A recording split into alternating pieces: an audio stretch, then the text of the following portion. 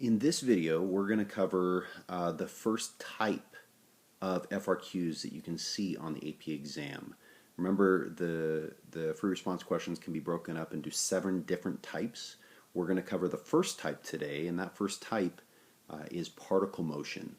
So there's a lot of examples of this throughout many years of free response questions, but these are the problems that we're going to cover throughout our review. Some of them will be practice for you, some of them will act as quizzes. This one is an introduction. So for today, we are going to introduce the idea of particle motion through using question number 2 on the year 2013 free response question. And note that this is a calculator problem because the first 2 problems in any AP exam are calculator based, and then the last 4 problems, numbers 3, 4, 5, and 6, are non-calculator based. So with that said, let's go ahead and get started. This is the prompt for question number 2 in 2013. It says a particle moves along a straight line for 0 is less than or equal to t, less than or equal to 5. The velocity of the particle is given by this velocity function, and the position of the particle is given by s of t.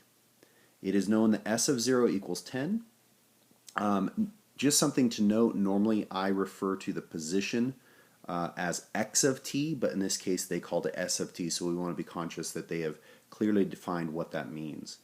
So in part A it says find all the values of t in the interval 2 is less than or equal to t less than or equal to 4, for which the speed of the particle is 2. And so we have to go back and we have to remember what it means for a particle to have speed, or what speed means. And if you recall, speed is the absolute value of velocity. So if velocity is -5, speed is 5. If velocity is 5, speed is 5. And so if we want a speed of 2, that would imply that our velocity must either equal 2 or it must equal -2. So we're going to go ahead and set the absolute value of velocity equal to 2, which would imply we're going to solve for, we're going to set velocity equal to 2, and then just use our calculator, type in the velocity function into our y list. That's always a good place to start anyways. And then I like to set my y2 equal to the equation 2. And what we're going to look for here is the intersection between the velocity function and y equals 2. And in this case, we get t equals 3.128. I do want to note that there was another time where velocity equaled 2, but that was outside the domain of 2 to 4, so we don't need to consider that one.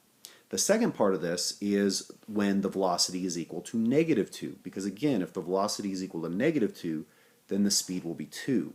And so we just have another equation in our y list that says y equals -2, and we find the intersection between the velocity and -2, and we get 3.473.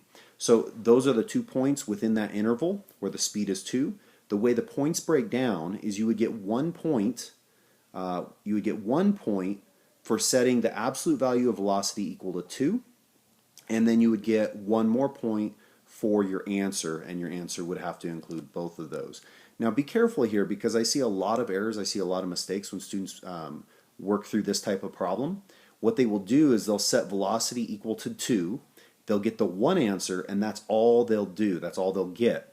And in that case, if that's what you did, then you would actually get 0 points on this, because you did not set the absolute value of velocity equal to 2, and your answer does not have both times, it only has the 1. So even though you got half of the work right and half of the answer right, you would get 0 points because you're not showing that you know speed is the absolute value of velocity. All right, for part B, it says write an expression involving an integral that gives the position s of t. Use this expression to find the position of the particle at time t equals 5. So if you remember, the position of a particle is equal to the initial position plus the displacement. So we need to know where we started, and then we need to add to that how much we have moved away from where we started. So our position function, named s of t, is going to have an initial condition of, notice it says s of 0 is 10. So 10 is our initial position. So we're going to get s of t equals 10 plus the integral from 0 to t of v of x dx. Now, just real fast here, s of t is the position, 10 is our initial position, and we always have our initial time, which was in this case 0, as our lower bound, as long as we have our initial position over here. So 10 plus the integral from 0 to t, because t is our variable here. And then we are taking the integral of velocity, because the integral of velocity is displacement. Now, I put v of x dx because we didn't define x to be anything else in this problem. You could use any variable you want, with the exception of the letters that are already indicated, like s and t and v. So you could have said the integral of v of m dm. But that's our position equation. And then it says use that to find the position when t equals 5. So all we have to do there is plug in 5 to t. So we get s of 5 equals 10 plus the integral from 0 to 5 of v of x dx. And then this is just going to be a calculator problem. So we're just going to punch that into our calculator. Make sure that you add 10 to your integral when you're done, or within the equation that you're typing. Be very cautious of that. That's an important step. And your answer here is negative 9.207. Points on this, you would get 1 point for the equation of the position, and then you would get 1 point for your answer for the position when t equals 5. All right, going on to part C, it says find all the times in the interval 0 is less than or equal to t is less than or equal to 5 at which the particle changes direction. Well, we know that the particle changes direction when velocity changes signs.